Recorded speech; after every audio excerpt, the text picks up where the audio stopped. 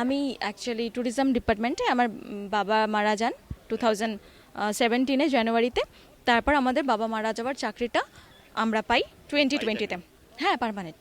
আচ্ছা, কোথায় পোস্টিং ছিল, কি পোস্ট ছিল?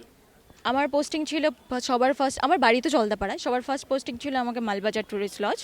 তো ওখানে আমাদের বাবারা যেহেতু ডি গ্রুপে ছিলেন, সেহেতু আমাদেরকে ওখানেই জয়েনিং করানো হয়, বলা হয় রিসেপশনের কাজ করতে হবে, যেহেতু আমরা পড়াশোনা জানি যারা যারা জয়েনিং করেছিলাম। তো তারপরে আমাদের পরবর্তীতে গ্রুপ সি করে দেওয়া হবে কত সালে? 20-তেই, করোনার সময়। আচ্ছা, তারপর? তারপর ওখান থেকে আমার ট্রান্সফার হয় 2 বছর 2.5 বছর পর জলদাপাড়াতে। সেটা নর্মাল ট্রান্সফার থাকে না, আমাকে মানে গ্রুপ করে নিয়ে আসা হয় আর কি। মানে যেহেতু আমার বাড়ি জলদাপাড়ায়, আমি নিজেই হেড অফিসে আর কি আমাকে চুজ করতে বলেছিল যে জলদাপাড়াটাই তুমি নাও তোমার বাড়ির কাছে। কিন্তু সেখানে আমি সবই জানতাম ছোটোর থেকে, তোমার বাবার সাথে মানে ওখানেই আমার থাকা, এবং সবাই জানে ওনার বিষয়ে, আশেপাশে সবাই জানে। তো আমি সেই কারণে ওখানে যেতেই চাইনি, কারণ আমার ভেতরে একটা আতঙ্ক কাজ করছিল। কি আতঙ্ক? আমাদের মেয়েদের অনেক কিছু আতঙ্কের ব্যাপার থাকে, কি হবে না হবে, কিভাবে অত্যাচারিত হতে হবে, মানসিক ডিপ্রেশনে। দেখুন, আপনার সঙ্গে কি হতো জলদাপাড়া? মানসিক অত্যাচারও মানে হতো, সব ট্যুরিস্টদের সামনে অপমান করা, এবং কারা করতো? ম্যানেজার কি নাম? নিরঞ্জন সাহা, এখনো আছেন? উনি এক্সটেনশন ম্যানেজার হয়েছিলেন। আমাদের এই সরকার আসার পর এক্সটেনশন যারা ছিলেন তাদের তো মানে বের হতে বললেন, এবং উনি রিটায়ারমেন্টের পরও আরও 5 বছর জব করেছেন। কি করা হতো আপনার? মানসিক হেনস্থা ট্যুরিস্টদের সামনে, এবং যেটা আমার কাজ নয় সেটাই আমাকে করতে বলা, যাতে আমার মান সম্মান নষ্ট হয়। এবং ভালো করে একসাথে মানে বন্ধু হিসাবে থাকলে পরে হয়তো ভালো করে কথা বললে হয়তো সব কিছুই, প্রতিবাদ না করে চুপ করে মুখ বন্ধ করে সহ্য করলে হয়তো আমি অনেক কিছুই পেয়ে যেতাম, কিন্তু সেটা করতে পারিনি। সবাই তো এক হয় না। কোনো অসহন কুরুচিকর কোনো প্রস্তাব বা দিতেন, বা সেটা দেওয়াটাই উদ্দেশ্য ছিল?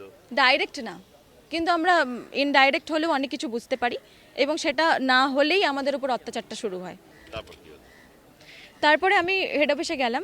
ইভেন আমাকে যখন জলদাপাড়ায় ট্রান্সফার দেওয়া হলো, আমি তার আগেই, যখন লেটারটা এসেছে তখন তার আগেই আমি হেড অফিসে গিয়েছিলাম আমার মাকে নিয়ে, যে স্যার আপনারা এটা করবেন না, আমাকে জলদাপাড়ায় ট্রান্সফার দেবেন না। নিশ্চয়ই আমার ভুল তারা অনেক ধরতে পারে, কিন্তু আমি কেন বারবার জলদাপাড়ার নামটা নিব? নিশ্চয়ই আমার মনে কোনো ভয় আছে। এত তো ডিপার্টমেন্ট, এত তো লজ, আমাকে যে কোনো একটা লজে দিতে পারতো, কিন্তু আমাকে তারা 3-4 জন মিলে প্ল্যানিং করে আমাকে জলদাপাড়াতেই নিয়ে আসলো, এবং আসার পরে সেম আমার সাথে 1 সপ্তাহ পর থেকে শুরু হলো অত্যাচার, মানসিক অত্যাচার। ঠিক আছে, মানে আমি এরকম করতে করতে যখন আমি মানসিক একটা রুগী হচ্ছিলাম, মানে ঘুমের ওষুধ খেয়ে আমাকে ঘুমাতে হতো, ডাক্তার দেখালাম। তারপরে ওখান থেকে আমাকে বললো কিছুদিন চাকরি থেকে তুমি বিরত থাকো, না হলে তোমার জীবনটা আগে, চাকরিটা পরে, তুমি জীবনটা থাকলে চাকরিটা তুমি পেয়ে যাবে।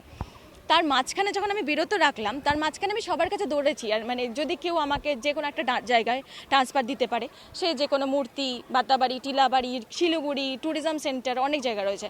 তারপরে না পেরে শেষ পর্যন্ত আমি ওই স্যারের কাছেই গেলাম আমার মাকে নিয়ে, যে স্যার আপনি আমাকে আপনার থেকে সরিয়ে দিন, আপনিও ভালো থাকবেন এবং আমিও ভালো থাকতে চাই, আপনি আমাকে যে কোনো জায়গায় দিয়ে দিন। তখন আমাকে বললো শিলিগুড়ি ট্যুরিজম সেন্টার খালি হয়ে গেছে, ওখানে তোর নামে আমি বলে দিচ্ছি, তুই চলে যা। আমি কলকাতায় গেলাম, রাতারাতি আমাকে কলকাতায় পাঠালো। কলকাতায় পাঠানোর পর আমি শুনতে পারি আমার ট্রান্সফার কলকাতায় হয়ে গেছে। আমি কিছু জানি না, আমি খেলনা হয়ে গেছিলাম পুরো, শুধু পাওয়ার।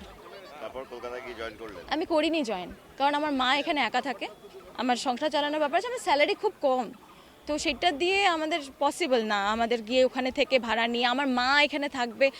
আমি তো কোনো দোষ করিনি, আমি তো জানি যে কোনো দোষ করলে, এটাকে কি থ্রেড কালচার বলবেন? হ্যাঁ, কোনো দোষ করলে পানিশমেন্ট ট্রান্সফার দেওয়া হয়। বলবেন থ্রেড কালচার নাকি অন্য কিছু? না, আমি যদি গিয়ে সরি বলতাম, যে সরি আমার ভুল হয়ে গেছে, আমি যা যা মানে আপনার নামে বলেছি আমার ভুল হয়ে গেছে, তাহলে আমার ওইখানেই ভালো করে জয়েনিং হয়ে যেত, পরের দিনই হয়ে যেত। তো তারপর সেই থেকে চাকরিটা আমি আর করছি না। আজকে কেন এসেছেন? আমি সরকার চেঞ্জের ওয়েট করছিলাম, যদি কোনো দিনও চেঞ্জ হয় তাহলে হয়তো আমি একটা আলোর আশ্বাস দেখতে পারি, এবং আমি সসম্মানে জয়েন করতে চাই। আপনারা জানবেন না আমি কতটা মান সম্মান আমার নষ্ট হয়েছে, এবং যেখানে গেছি না কুত্তার মতো ব্যবহার করা হয়েছে, যে আমরাই সেরা, মানে কিছু না, চলে যাও, এখান থেকে ওখানে পাঠানো হয়েছে, ওখান থেকে ওখানে পাঠানো হয়েছে, কিন্তু তাদের সবার সাথে আমার সম্পর্ক খুব ভালো ছিল। তারা কারা? তারা কি শাসক দলের নেতা না অনেকে জড়িত রয়েছে, প্রভাবশালী নেতারাও জড়িত ছিল, কারণ তাদের কাছেই তো আমরা যাবো ন্যাচারালি হেল্প চাইতে না। কেউ পাশে দাঁড়ায়? বলেছে পাশে দাঁড়াবো, তুই জয়েন করে নে কলকাতায়, কিন্তু আমি কলকাতাতে কেন জয়েন করতাম, আমার তো ওটাই ছিল যে আজকে মঞ্চে কি বললেন? স্যারকে বললাম যে এই ব্যাপারটা নিয়ে এসেছি, স্যার একটু দেখবেন, আমি চাই এরকম এরকম জয়েন করতে। স্যার আমাকে আশ্বাস দিলেন যে ঠিক আছে, আমি দেখে নিচ্ছি, আর আমার বিশ্বাস আছে স্যার দেখবেন। আর এই যে আপনার মতো অনেক মেয়েরাই কাজ করেন সরকারি দপ্তরগুলোতে, আপনাদের দপ্তরও নিশ্চয়ই করছেন। হ্যাঁ। কোনো বাজে প্রস্তাব, বাজে ইঙ্গিত কি করা হতো? শুধু বাজে প্রস্তাব আর বাজে ইঙ্গিত দ্বারাই মেয়েরা টর্চার হয় না, একটা মেয়েরা অনেকভাবে টর্চার হতে পারে। আমি যদি কন্টিনিউ একজনের সাথে লোকের সামনে যা তা কথা বলি, গালাগালি করি, মানে মানসিক টর্চার করি, তাহলেও এটা হতে পারে, কারণ আমরা সবার একটা সম্মান আলাদা আলাদা থাকে। তো উদ্দেশ্যটা কি? উদ্দেশ্য তো খারাপই ছিল, উদ্দেশ্য তো খারাপই ছিল, কিন্তু সেটা ফুলফিল করা যায়নি বলেই তো মানসিক টর্চারটা হতো। মানে পায়ে পড়ে যাও? হ্যাঁ, অবশ্যই অবশ্যই অবশ্যই। যেগুলো অভিযোগ দিয়েছে আমি চিরকালই বিশ্বাস করি জোরে চিৎকারের বদলে আস্তে আস্তে কথা বলতে। তো যিনি অভিযোগ করেছেন দিয়ে গেছেন, এবার পর্যটন দপ্তরে যারা দায়িত্বে আছেন তাদেরকে আমি অনুরোধ করব বা নির্দেশ দেব পুরো বিষয়টা খতিয়ে দেখতে। সব থেকে এগুলো ভালো হতো এর আগেই যদি মুখ খুলতেন, তাহলে আমাদের সুবিধা হতো। আমার কাজ ওই উইচ হান্টিং নয়, আমার কাজ হচ্ছে পর্যটন দপ্তরে ধুলো টুলো পড়েছিল, পর্যটন দপ্তরটা একটা বিনোদনের জায়গায় পরিণত হয়েছিল।